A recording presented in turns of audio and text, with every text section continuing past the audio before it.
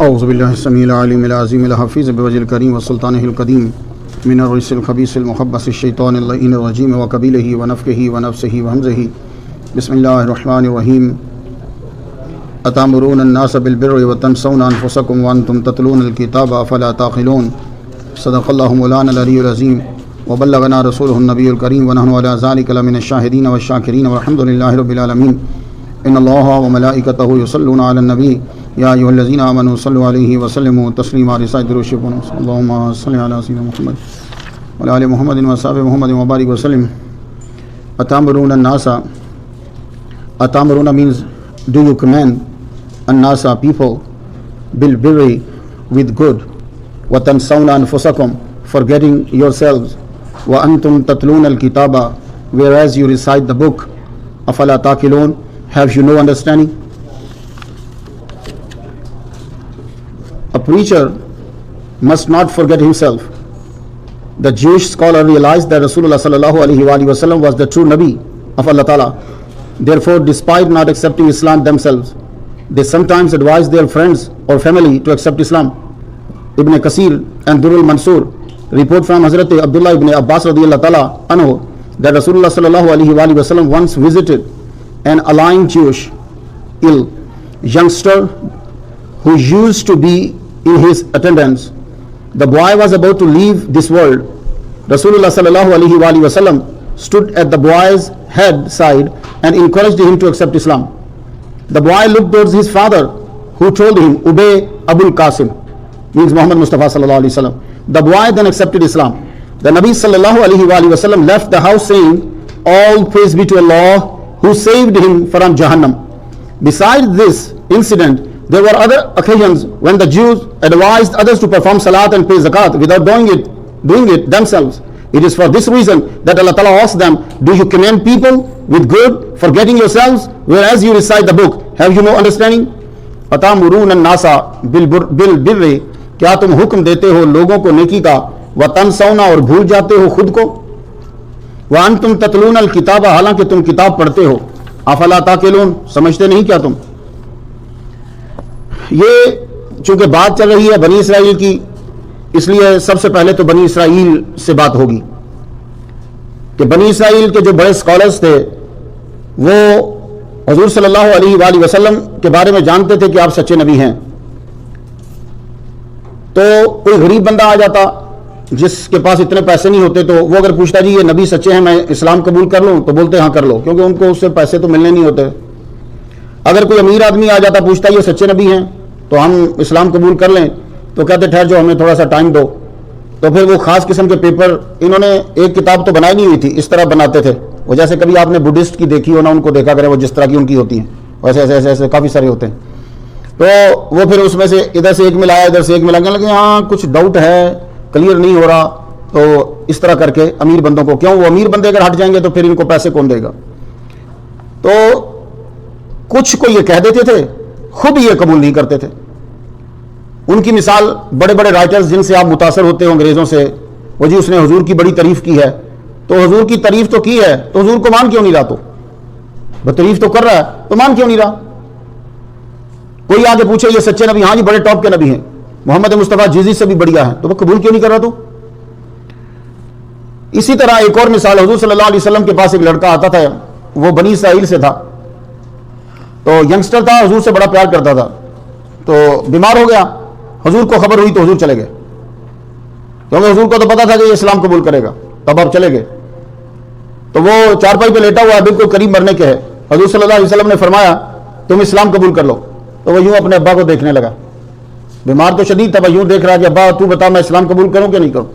تو ابا جو ہے وہ مسلمان نہیں ہے, لیکن بیٹے کو کہہ رہا ہے ابے ابو القاسم, حضور کی کنیت ہے ابو القاسم, ابے ابو القاسم, ابو القاسم کی پیروی کر لے. تو فوراً اس بچے نے پڑھا اشہد ان لا الہ الا اللہ و اشہد انک رسول اللہ. بیٹے کو بولا تو مسلمان بن جا, خود نہیں بنا. تو اب آپ کو سمجھ آئے گی جو آگے میں آیت اب جب پڑھوں گا تو سمجھ آ جائے گی. اتامرون الناس بالبر, لوگوں کو تو نیکی کا حکم دیتے ہو, خود کو بھول جاتے ہو. وتنسون انفسکم, کیا مطلب خود عمل نہیں کرتے. وہ جب تم لوگوں کو کہہ رہے ہو کہ حضور سچے نبی ہیں, تو خود بھی قبول کر لو نا, ان کا کلمہ پڑھو.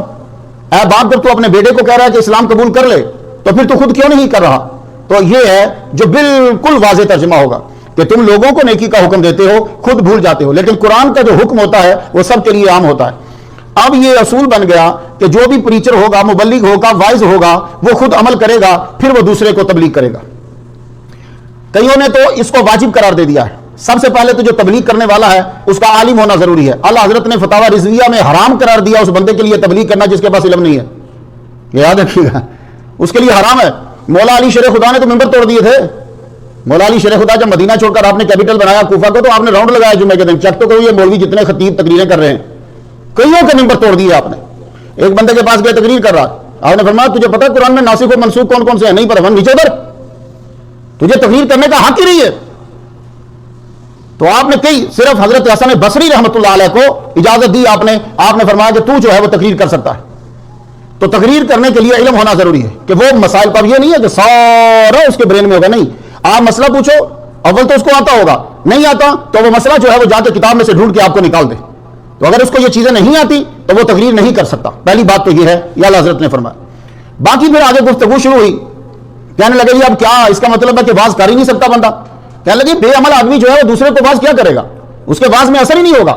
ایک آدمی خود نماز نہیں پڑھتا، دوسروں کو کہتا ہے نماز پڑھو، اس کی اس بات کے اندر اثر کیا ہوگا؟ آپ گھر کے اندر دیکھ لیجئے، آپ نماز مت پڑھیے، اپنے بچے کو بولیے نماز پڑھو، میں دیکھتا ہوں کیسے پڑھتا ہو۔ لیکن اگر آپ پڑھتے ہوں گے تو کچھ دیر آپ کو شاید کہنا پڑے، لیکن کچھ عرصے کے بعد وہ خود ہی میرا ابا پڑھ رہا ہے مجھے نماز پڑھنی ہے، وہ نماز پڑھے گا۔ لیکن جس کی بچی یا بچہ 2 سال کا ہے، 3 سال کا ہے، وہ ذرا نماز پڑھ کے دیکھے، بیٹے کو بولنے کی ضرورت نہیں ہے، تمہاری بیٹی خود آ کر مصلی پہ لیٹ جائے گی، وہ نقل اتارے گی تمہاری کہ میرا ابا نماز پڑھ رہا ہے مجھے بھی نماز پڑھنی ہے، وہ تمہیں فالو کرے گی۔ سجدہ کرنا چاہے آتا نہیں آتا، ہم سجدہ نہیں، ہم پیشانی نیچے رکھتے ہیں، وہ ٹنڈ اپنی نیچے رکھ دے گی، وہ بچہ بھی اسی طرح رکھ دے گا، کیوں؟ میرا ابا کر رہا ہے۔ تو جب آپ عمل کریں گے تو دوسرے کو بولنے کی ضرورت ہی نہیں پڑے گی آپ کو، بچوں کی، ان کو پتا ہمارے ابا یہ کر رہے ہیں ہمیں کرنا ہے۔ یہ بات یاد رکھیے، اس لیے یہ اس سینس میں ذرا سمجھیے تھوڑا سا۔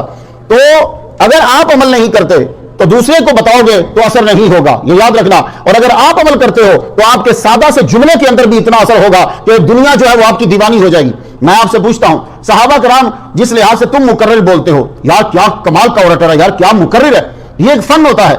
آپ بتائیے اس کسوٹی کے اوپر، کسوٹی پہ اترتے ہیں صحابہ، سادہ سمپل سی بات کیا کرتے تھے، لیکن پوری دنیا کو دیوانہ بنا کے چلے گئے۔ آپ دیکھیے الیاس قادری صاحب کو دیکھ لیجئے، کیا آپ کہیں گے کوئی مقرر ہے بڑے ٹاپ کا؟ نہیں، سادہ سی بات وہ بندہ کرے گا۔ آپ تاج الشریعہ مجدد 15ویں صدی کے مجدد مفتی اختر رضا خان بریلوی رحمۃ اللہ علیہ کے جو مرید ہیں اجمل رضا صاحب، ان کو ذرا دیکھیے، بالکل سادہ یوں بیٹھے ہوئے، ایسے لگے عام سا آدمی ہے، لیکن آپ ان کی مسجد میں دیکھو یا ان کے دیوانے دیکھو، اتنے زیادہ وہ لوگ ان کی ساتھ، کیوں؟ وہ شخص خود بعمل ہے۔ ان کے سسر سے میری بات ہوئی پاکستان میں، یہ کہتے ہیں یہ شخص نوافل، تہجد، نماز، شریعت پر عمل، اللہ اکبر جل شانہ، وہ شریعت پر عمل، آج اس کا اثر دیکھ لو، وہ سادہ گفتگو کر رہا بندے اس کی گفتگو کو سن رہے ہیں، یہ ہے عمل کا نتیجہ۔ تو جب آپ عمل کرتے ہو تو پھر اس کی آواز کے اندر جو ہے وہ اثر ہے، لوگ جو ہے وہ سنیں گے اسے۔ تو اس لیے پریچر کے لیے یہ بولا گیا کہ تم کوشش کرو پہلے اس پہ عمل کرو، عمل کر کے پھر اس کو بتاؤ۔ لیکن اب یہاں میرے استاد مفتی سرفراز نعیمی شہید رحمت اللہ علیہ، ان کے ساتھ میری تقریر تھی، یہ آخری بات کر رہا ہوں، جب وہ شہید ہو گئے تو گفتگو اسی پہ چلی، یہی مسئلہ کہ ایک بندہ ہے وہ بیچارہ دوسرے کو نیکی کی تلقین کر رہا ہے تو کیا وہ نہیں کر سکتا؟ کہنے لگے نہیں، دیکھو ان کا ایک موقف تھا وہ مجھے سمجھ میں آ گیا۔ کہنے لگے دیکھو بیٹا، ایک آدمی نے، اس کی دونوں آنکھیں نہیں ہیں، اس نے ہاتھ میں دیا پکڑا ہوا ہے، ٹارچ پکڑی ہے اندھیرے میں، اس کو خود تو کوئی فائدہ نہیں ہو رہا کیونکہ اس کی آنکھیں نہیں ہیں، لیکن اس ٹارچ سے، اس دیے سے اس کو فائدہ ہو جائے گا جو اس راستے سے گزر رہا ہے۔ بات میرے دل کو لگی اور انہوں نے صحیح کہی۔ اب دیکھو ایک مولوی صاحب ہیں، ان کی شادی نہیں ہوئی، تو کیا وہ جمعے کے دن نکاح پہ تقریر کر سکتے ہیں کہ نہیں کر سکتے؟ ان کی تو شادی نہیں ہوئی، تو پھر کیا کریں گے تقریر؟ امام بخاری نے شادی نہیں کی، ہاں یاد رکھیے، امام بخاری نے شادی نہیں کی، تو اب امام بخاری کیا نکاح کی حدیثیں بیان نہیں کریں گے؟ اب ایک غریب مولوی صاحب ہے، اس نے حج نہیں کیا، اب میں ویٹ کرتا رہتا ہوں کوئی بندہ اٹھے، کوئی اپنی والدہ کی طرف سے حج کروا دے، نہیں صاحب لو پیسے نکل جاؤ، میں ویٹ ہی کر رہا ہوں باہر۔ تو بھائی اب دیکھیں کہ اب غریب جس نے عمرہ نہیں کیا یا اس کا عمرہ کرنے کو دل کر رہا ہے، تو کیا وہ عمرے پہ تقریر ہی نہیں کرے گا کہ پہلے عمرہ کر کے آئے پھر تقریر کرے؟ یا مولوی صاحب آپ اس مسجد کے خطیب ہیں، نکاح نامہ ہے آپ کے پاس، تب آپ جمعہ پڑھا سکتے ہیں اور اس کے بعد آپ نکاح پہ تقریر کر سکتے ہیں اور نکاح پڑھا سکتے نہیں۔ اب میرے استاد یہ کہتے ہیں کہ جو چیز جس پہ وہ عمل کر سکتا ہے وہ اس پہ وہ خود پہلے عمل کرے پھر لوگوں کو تبلیغ کرے۔ یہ بات میری سمجھ میں آئی۔ اب ساری زندگی مولوی صاحب کم ہی زکات دیتے ہیں، مولوی کو خود لگ جاتی ہے بعض اوقات، بلکہ اکثر لگتی ہے۔ ہمارے مدثر میاں ایک دن بتا رہے کہ ایک مسجد والے خطیب، مسجد والے اعلان کر رہے پورے امریکہ میں سب سے کم تنخواہ لینے والے ہمارے مولوی ہیں۔ میں نے کہا عزت کی بات نہیں، بےزتی کی بات ہے، یہ سستے. انہوں نے, میں تو کم کہا نا, انہوں نے سستے کا لفظ بولا اپنے مولوی کے لیے. تو اس کے پیچھے اب کیا نماز پڑھے گا؟ یہ بڑی خوبی بیان کر رہا ہے کہ سب سے سستے مولوی ہمارے ہیں. بلکہ تجھے کہنا چاہیے تھا پورے امریکہ میں سب سے مہنگا مولوی ہمارا ہے. مزہ آتا بیٹھ کا. تو وہ اب مولوی صاحب جو زکات نہیں دیتے, اب بتائیے وہ زکات پہ تقریر کرے گا کہ نہیں کرے گا؟ تو یہ میرے استاد کا موقف تھا. وہ فرماتے ہیں بیٹے جو چیز ضروری ہے, اب اسی لیے جو چیز میں کر سکتا ہوں, میری حتم شروع سے کوشش رہتی ہے میں پہلے وہ خود کروں, پھر اگلے کو بولوں کہ بھائی صاحب آپ یہ, میں نفل پہلے خود پڑھتا ہوں, پھر میں آپ کو بولتا ہوں پڑھو. جو وظیفہ میں نے آپ کو بولنا ہوتا ہے وہ میں پہلے خود پڑھتا ہوں. تو جتنے بھی پریچر ہیں یا تقریر کرنے والے ہیں, خود ان کو عمل کرنا ہے, اس کے بعد پھر وہ دوسرے کو بولیں گے تو اس کے اندر اثر ہوگا, اس بندے میں خود کانفیڈنس جو ہے وہ پیدا ہو جائے گا. تو یاد رکھیے, تو اس لیے جب آپ نے اپنی وائف کو یا اپنے بچوں کو سمجھانا ہو تو اس چیز کے اوپر خود جو ہے وہ عمل کریں. ٹھیک ہے. اتامرون الناس, تو کیا تم حکم دیتے ہو لوگوں کو نیکی کا اور خود جو ہے اس کے اوپر عمل نہیں کرتے. وانتم تتلون الکتاب, حالانکہ تم کتاب کو پڑھتے ہو. تو یہ یاد رکھیے گا. اگلا حکم جو آج کا ہمارا ٹائٹل ہے, محمد مصطفیٰ صلی اللہ علیہ وسلم کے ذریعے سے رب کا حکم ملا, وَاسْتَعِینُوا بِالصَّبْرِ وَالصَّلَاةِ, seek help with patience and salat. وَاسْتَعِینُوا, مدد طلب کرو, بِالصَّبْرِ, ساتھ صبر کے. یہ با جو ہے یہ استعانت کی ہے, یہ سید مصطفیٰ کو سمجھ آئے گی. باؤ توقف علم واؤ من زمز خلا, یہ با استعانت کی ہے. بِالصَّبْرِ وَالصَّلَاةِ, مدد طلب کرو. کس سے؟ نماز کے ساتھ. جب تمہیں مشکل پیش آ جائے تو اب تم نے مدد لینی ہے, تو سب سے پہلے پیشنس, صبر, اس کے بعد صلات. لیکن یہ دونوں, وَإِنَّهَا لَكَبِيرَةٌ, صبر, پیشنس اینڈ صلات, without doubt this is difficult except for the humble ones. یہ دونوں بڑی بھاری ہیں. صبر کرنا بھی مشکل ہے, نماز پڑھنا بھی مشکل ہے, مگر وَإِنَّهَا لَكَبِيرَةٌ إِلَّا عَلَى الْخَاشِعِينَ, لیکن یہ ان پر بھاری نہیں ہے جو اللہ تعالیٰ سے ڈرتے ہیں. نماز بھی اور صبر بھی یہ ان پہ بھاری نہیں ہے. نماز پڑھنا جناب بہت بھاری ہے. سب سے پہلے تو یہ ہے کہ مشکل کے اندر ہمارے اسلام میں یہ دو چیزیں ہیں. سب سے پہلے تو صبر کرنا ہے. صبر جو ہوتا ہے یہ آپ کو ذرا تھوڑا سا باؤنڈ کرے گا. اگر آپ بندے کا دل کرتا ہے کہ مشکل میں وویلا کروں, میں چیخوں, اس لیے پرانے دور کے کپڑے پھاڑ دیتے تھے, بالوں کو نوچ لیتے, نہیں, اس کو کنٹرول کرو. وہ جو تمہیں مشکل آئی ہے کنٹرول کرو. تو یہ صبر جو ہوتا ہے, صبر آپ کو مشکل میں مشکل کو برداشت کرنا, صبر نیکی کرنے کے لیے جو تکلیف ہے اس کو برداشت کرنا, یہ ساری سب سے پہلے آپ کو صبر کرنا پڑے گا. صبر کے بعد پھر انسان طاقت چاہتا ہے, تسلی چاہتا ہے, ہیلپ چاہتا ہے, مدد چاہتا ہے, سکون چاہتا ہے, تو اس کے لیے دوسری چیز دے دی کہ تم اب نماز کے اندر آ جاؤ. والصلاۃ, نماز جو ہے وہ تم شروع کر دو. اب جب نماز, حضور صلی اللہ علیہ وآلہ وسلم کا طریقہ مبارک ہی یہی تھا. آپ تشریف لا رہے تھے کہیں سے, تو آپ کو خبر دی گئی, سواری سے نیچے ہی اترے کہ آپ کے بیٹے کا وصال ہو گیا ہے. حضور صلی اللہ علیہ وسلم نے فوراً نماز شروع کر دی. نماز پڑھتے رہے. جب خبر آئی کہ آپ کے بیٹے کو دفنا دیا گیا ہے, پھر حضور صلی اللہ علیہ وسلم وہاں سے اٹھے. عرض کی یا رسول اللہ, آپ نے نماز شروع کر دی تھی. فرمانے لگے مجھے اپنے اس بیٹے سے بڑا پیار تھا, میں برداشت نہیں جدائی اس کی کر سکتا تھا, تو بس ایک ہی حل تھا کہ میں نے رب کی نماز کو شروع کر دیا. میں نے رب کی نماز کو شروع کر دیا. ہمارے سائنسدان, سائنٹسٹ, اسکالرز, جتنے ہمارے بڑے ڈاکٹرز گزرے ہیں, بڑے بڑے فلاسفر گزرے ہیں, ان کو جب بھی کبھی کوئی مسئلہ آتا تھا, یہ نہیں کہ دنیا کی کوئی بھی مسئلہ آتا تھا, کوئی مسئلہ الجبرے کا حل نہیں ہو رہا, کوئی مسئلہ فلسفے کا حل نہیں ہو رہا, کوئی مسئلہ ایسا ہے, ڈاکٹر ہیں جو بڑے بڑے گزرے ہیں, کوئی ایسا ہے کہ ہمیں سولوشن مل نہیں رہا, وہ فوراً نماز کو شروع کر دیتے تھے. وَاسْتَعِینُوا بِالصَّبْرِ وَالصَّلَاةِ, تمہیں کوئی بھی مشکل ہے, تم نماز کے اندر شروع ہو جاؤ, اللہ اکبر کر کے اللہ تعالیٰ کو سجدہ کرتے رہو, اللہ تعالیٰ اس کا فوراً حل جو ہے وہ تمہیں بتلا دے گا. آپ نے کبھی سوچا کہ آپ لوگ جب سفر پہ جاتے ہو تو اس کا طریقہ کیا ہے؟ آپ وضو کر کے پہلے نفل پڑھو, پھر آپ نے سفر پہ نکلنا ہے. ہم لوگ ایسا نہیں کرتے. اس لیے جب ایئرپورٹ پہ پہنچتے ہیں, او بھول گیا میں, وہ بھی رہ گیا, اور شکر کرو ٹکٹ ہاتھ میں ہوتی ہے, ورنہ وہ بھی رہ گئی. تو یہ جو وہ کر رہے ہیں نا, وہ ختم ہو سکتی ہے اگر محمد مصطفیٰ کی سنت پہ عمل ہو جائے. آپ دو نفل پڑھو گے, آپ کی تمام چیزیں صحیح ہو جائیں گی. اور سفر کے اندر اکثر بندہ پریشان ہو جاتا ہے, کوئی چیزیں کاؤنٹر پہ چھوڑ جاتا ہے, کئی لوگ جو ہے وہ اپنی آئی ڈی چھوڑ جاتے ہیں, کئی جو ہے وہ کوئی چیز بھول جاتے ہیں کہیں رکھ گئے, پاسپورٹ دکھایا اس کے بعد ملے نہیں, رکھا کہاں ہے, پھر اسی کو ڈھونڈنے لگ گیا. تو اس کا حل سب کا یہ ہے کہ آپ جب سفر پہ نکلنے لگو تو دعا پڑھو اور دو نفل پڑھ کر پھر رخصت ہو. ہمارے محمد مصطفیٰ صلی اللہ علیہ وآلہ وسلم جب سفر پہ رخصت ہوتے تھے تو پہلے بھی نماز پڑھتے تھے, جب سفر سے تشریف لاتے تھے پھر بھی نماز ادا کرتے تھے, یعنی نفل نماز پڑھتے تھے. مسلمانوں, ہمارا تو یہ اسلام, ہمیں ایسی ٹینشن لینے کی, سفر آرام سے سکون سے کرو, کوئی پریشانی ٹینشن نہیں. اکثر ہوتی ہے چیزیں جو ہے وہ گم ہو جاتی ہیں. تو صبر سے اور صلات سے مدد طلب کیجئے, آپ کو کوئی بھی مشکل ہو. حتیٰ کہ گھر کے اندر ایک دفعہ سرکار تشریف لائے بی بی عائشہ صدیقہ رضی اللہ تعالیٰ عنہ کے پاس, تو پوچھا کہ روٹی ہے کہاں؟ عرض کی نہیں یا رسول اللہ, اللہ آپ ہی کے ہاتھ سے دلاتا ہے. دیکھو کیسی ذہین بیوی ہے, سبحان اللہ, کہ اللہ آپ ہی کے ہاتھ سے دلواتا ہے. آپ فوراً پھر مسجد چلے گئے, وہاں نماز شروع کر دی. گھر میں کیا نہیں ہے؟ روٹی نہیں ہے. شروع کیا کر دیا؟ نماز شروع کر دی. تو آپ ابھی نماز میں مشغول ہیں کہ اللہ تعالیٰ نے حضرت عثمان غنی رضی اللہ تعالیٰ عنہ کو بھیجا. آپ تشریف لائے تو پوچھا ماں جی، کیونکہ ظاہر رشتے میں تو انہیں کی ماں لگی ہو، سرکار کی بیوی ہیں، تو حضور کدھر ہیں؟ تو ان کے منہ سے کہیں نکل گیا کہ وہ ابھی کھانا پوچھنے آئے تھے تو نہیں ہے، تو وہ تیزی میں آدمی کو نکل گیا. وہ گھر کی فیملی کے فرد حضرت عثمان غنی، وہ فوراً واپس گئے. واپس آئے تو بھنی ہوئی پوری بکری اور کتنا سا کھانا وہ محمد مصطفیٰ صلی اللہ علیہ وآلہ وسلم کے گھر لائے. سرکار تشریف لائے نماز پڑھ کے تو پوچھا کچھ ہے؟ کہا ہاں، اللہ تعالیٰ نے آپ کے ذریعے سے بہت کچھ عطا فرما دیا ہے. تو بھائی کوئی بھی چھوٹے سے چھوٹا تمہیں مسئلہ ہو جائے، گھر کے اندر تم نے جگہ تو بنائی ہوئی ہے سب نے، تو فوراً وہاں نماز کی نیت شروع. گھر میں کوئی لڑائی ہوئی ہے، کوئی جھگڑا ہوا ہے، کوئی بچے کی ٹینشن ہے، کوئی ہے، اللہ کے بندے تم پتہ نہیں کہاں کہاں پھرنے لگ جاتے ہو، اس کو پوچھ اس کو پوچھ اس کو پوچھ. ہمیں سیدھا اعلان کر دیا وَاسْتَعِینُوا بِالصَّبْرِ وَالصَّلَاةِ، جب تمہیں کبھی کوئی مشکل آتی ہے تو تم صبر، پہلے تو صبر کرو، اس کے بعد نماز شروع کر دو. یہ نماز کیا کرے گی؟ تمہیں سکون دے گی. ہمارے محمد مصطفیٰ صلی اللہ علیہ وسلم، ہمارے اولیاء، جب بھی کبھی ان کو کوئی چیز نہیں ملتی تھی تو وہ اسی طرح مشکل میں نماز جو ہے وہ شروع کر دیتے تھے. تو اللہ تعالیٰ کو جب تم سجدہ کرتے ہو پھر تمہاری مشکلیں آسان ہو جاتی ہیں. تو یہ مدد طلب کرنا ہے آپ کو صبر سے اور صلاۃ سے، لیکن یہ ہے بہت بھاری. دیکھو نماز پڑھنا بھی بڑا مشکل ہے، نماز پڑھنا آسان نہیں ہے جناب. حضور نے فرمایا یہ عشاء کی نماز جو تم نے ابھی پڑھی ہے، یہ عشاء کی نماز اور جو فجر کی نماز ہے، میں پچھلے لیکچر میں تمہیں بتا چکا. حضور فرماتے ہیں کہ یہ دونوں نماز منافقین پر بھاری ہیں، لیکن آپ کے اوپر یہ نماز جو ہے یہ بھاری نہیں ہے.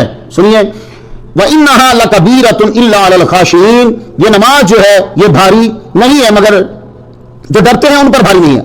اب جو ڈرتے ہیں وہ کون ہیں؟ الَّذِينَ يَظُنُّونَ أَنَّهُمْ مُلَاقُو رَبِّهِمْ وَأَنَّهُمْ إِلَيْهِ رَاجِعُونَ. Those who are convinced, accepted that they will meet their Rabb and that they will return to him. وہ لوگ کہ جن کے یقین ہے، جنہیں یہاں زن کمانا یقین، جن کو یقین ہے کہ ہم نے اللہ سے ملاقات کرنی ہے، جن کو یقین ہے کہ ہم نے اللہ کے سامنے پیش ہونا ہے، ان کے اوپر نماز بھاری نہیں ہے، بلکہ وہ نماز دوڑتے ہوئے پڑھے گا. نماز جب پڑھے گا اس کے دل میں اور اس کے ذہن میں ایک ہی چیز ہے، مجھے اپنے رب سے ملنا ہے. جب یہ خیال اس پہ حاوی ہوگا تو پھر اس کو سکون ملے گا. جب سکون ملے گا اس کو چاشنی، اس کو عبادت میں مزہ آئے گا. جب مزہ آئے گا سب کے سب غم ختم ہو جائیں گے. تو اس شخص کے لیے نماز جو ہے وہ بڑی آسان ہو جائے گی. پھر اس کا دل ہی نہیں کرے گا کہ میں نماز سے باہر نکلوں. مسلمانوں تو اس طرح نماز. لیکن اب یہ ہے، حضرت علی رضی اللہ تعالیٰ عنہ reports that رسول اللہ صلی اللہ علیہ وسلم engaged in salat on the eve of the battle of Badr while everyone else was sound sleep. He supplicated to Allah Ta'ala the entire night till dawn. اب بیٹل جو ہے جناب وہاں روزوں میں تھی، یہ وار پہلی تھی ہماری غزوہ.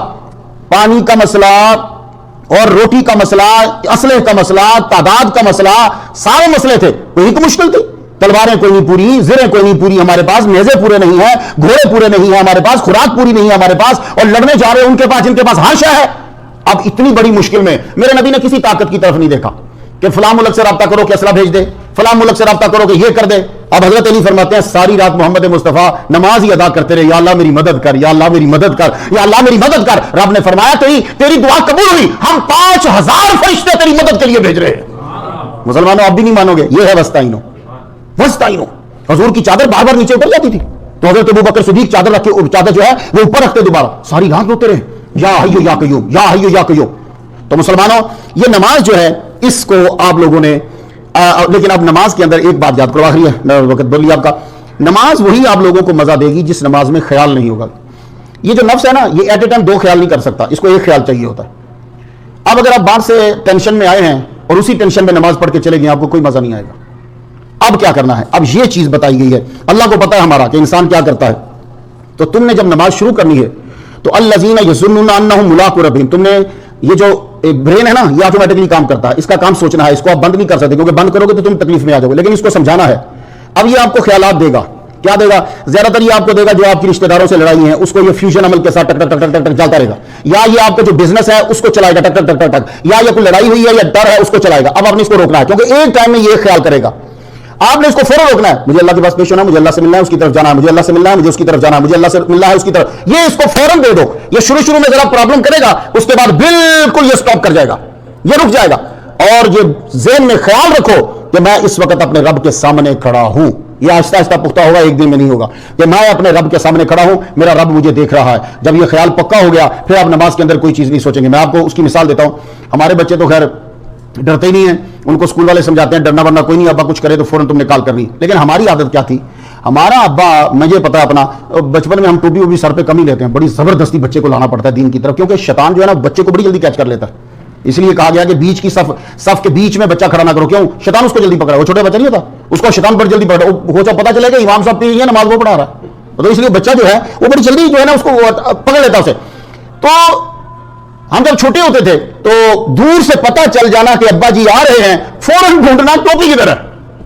ٹوپی کہا کہ ابا کے سامنے ننگے سر ہم نے کھڑے نہیں ہونا. تو میں ایک مثال آپ، اسی طرح آپ کے پاس بھی بہت ساری مثالیں ہوں گی، میں آپ کی بات کر رہا ہوں، آپ کے بچوں کی نہیں. آپ کی یہ ابا آ رہے ہیں فوراً سر پہ، مجھے تو یہی ہوتا تھا بس کہ یار سر پہ ٹوپی کدھر، ٹوپی کدھر. تو ایون کہ گھر کے اندر بھی ہوتے تھے، چھت پر ہے تو چھت سے نیچے بھاگنا کہ والد صاحب تشریف لے آئے، سر پہ ٹوپی کہیں ہے کہ نہیں. اول تو ہوتی تھی سر پہ ٹوپی رکھنا اسے کسی جگہ پہ بھی ہوں. استاد محترم کا بھی یہی تھا، فوراً بالوں کو چھپانا ہے، استاد محترم کے سامنے ایسے کھڑا نہیں ہونا. مجھے اچھی طرح یاد ہے مفتی سرفراز نعیمی شہید رحمۃ اللہ علیہ، فوراً بال جو ہے وہ کہیں سے نظر نہ آتے ہوں، استاد دیکھ نہ لے. تو مسلمانوں یہ مثال اس لیے دے رہا ہوں، ہم جب یہ تصور کر لیں کہ ہمارا باپ دیکھ رہا ہے، ہمارا استاد دیکھ رہا ہے، تو ہم اپنی حالت کو چینج کر لیتے ہیں. تو مسلمانوں جس دن تم یہ تصور کر لو گے کہ میرا خدا دیکھ رہا ہے، پھر تو کبھی اور بھی چیز سوچے گا نہیں. اور یہ یاد رکھنا بڑی مزیدار پھر نماز ہوگی، پھر تو تمہیں اتنا سکون ملے گا، ٹینشن ختم، ساری ٹینشنیں باہر رکھے. اس لیے کچھ مفسرین نے یہ تفسیر کی ہے، کہتے ہیں کہ وہ جو آیا ہے نا قرآن میں کہ جب تم نشے میں ہو تو نماز کے قریب نہ ہو، اس کا مطلب صرف یہی نہیں ہے کہ تم نے الکوہل یوز کی ہو، مطلب یہ ہے کسی قسم کا بھی خیال تم پہ حاوی ہو تو نہ ہو، مزہ نہیں آئے گا. سارے خیالات وضو خانے میں ہی چھوڑ دو، جب وضو کر رہے ہو اس کے بعد آ کے کھڑے ہو جاؤ، میں اللہ کے سامنے کھڑا ہوں اور میرا رب مجھے دیکھ رہا ہے. اور یہ یقین جانیے اور یقین کر لیجئے، جب آپ بات فاتحہ پڑھ رہے ہوتے ہو بالکل تم اپنے رب کے سامنے ہوتے ہو اور رب سے باتیں کر رہے ہوتے. اس لیے جب اتنی بڑی ہستی سے باتیں کر رہے ہو تو پھر کہیں اور جانے کی ضرورت ہی نہیں ہے، اسی سے جو ہے وہ گفتگو کرو اور اسی کا نماز میں خیال رکھو. پھر دیکھو تمہارا دل ہی نہیں کرے گا کہ میں نماز چھوڑ کے جاؤں. پھر تم سنن بھی پڑھو گے، پھر تم نوافل پڑھو گے، پھر ایکسٹرا نوافل بھی پڑھو گے. کیوں؟ پھر تمہیں لطف آئے گا اس نماز کے اندر. اللہ تعالی ہماری سب نمازیں اپنی بارگاہ میں قبول فرمائے. وآخر دعوانا الحمدللہ رب العالمین.